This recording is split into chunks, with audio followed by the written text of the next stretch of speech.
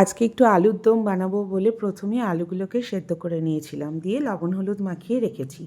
তারপরে মশলাগুলো রেডি করে নিলাম। তো প্রথমে টমেটো বাটা, তার সাথে এটা হলো আলমন্ড, কিশমিশ, পোস্ত, এই সমস্ত কিছু কিছু দিয়ে বেটে রেখেছি এটা। আর এটা আদা লঙ্কা বাটা। আর একটা মশলা বানিয়েছিলাম, সেটা শুকনো লঙ্কা, ধনে, জিরে আর তেজপাতা, এই সবগুলোকে একটু হালকা নেড়ে নিয়ে ওটাকে গুঁড়ো করে রেখেছি। ওটাও দেবো আলুর দমের মধ্যে। আচ্ছা, এবার আলুগুলোকে প্রথমে সর্ষের তেলে ভালো করে ভেজে নিয়ে তুলে রাখলাম। তারপর একে একে সমস্ত মশলা দেব।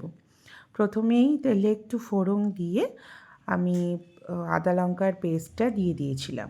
ওটাকে একটু ভালো করে কষিয়ে নিয়ে তারপরে ওর মধ্যে লবণ, হলুদ, মিষ্টি এগুলো দিলাম। সেটা দেখানো সম্ভব হয়নি, কারণ একা হাতেই ক্যামেরাটা করছি, তো সে কারণে সবটা তুলে রাখতে পারিনি, তার জন্য তোমাদের কাছে সরি। এরপর টমেটো যে বাটাটা সেটা দিয়ে দিলাম। ভালো করে মশলাটা কষাতে হবে, না হলে একটু গন্ধ থেকে যায়, তো তাই জন্য। এরপর ওই আলমন্ডের যে পেস্টটা ওটা দিয়ে দিলাম। এর সঙ্গে আমি একটু ক্রিমও অ্যাড করেছিলাম।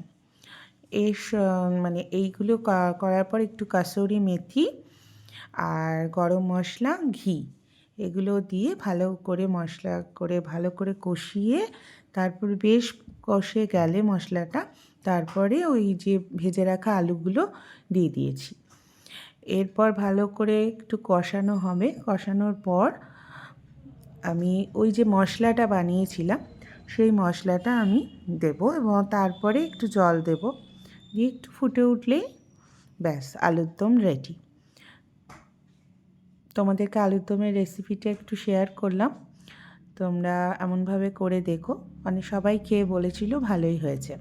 এর সাথে মটরশুঁটির কচুরি বানিয়ে নিয়েছিলাম। আলুর দম আর মটরশুঁটির কচুরি আজকের জলখাবারের মেনু তোমাদের সাথে শেয়ার করে নিলাম। কেমন হয়েছে অবশ্যই জানিও। আর হ্যাঁ, তোমরা অবশ্যই আলুর দমটা বাড়িতে করবে, কিন্তু এমনভাবে দিয়ে তারপরে আমাকে জানাবে কেমন লাগলো। আজকের ব্লগটা এখানেই শেষ করলাম। টাটা।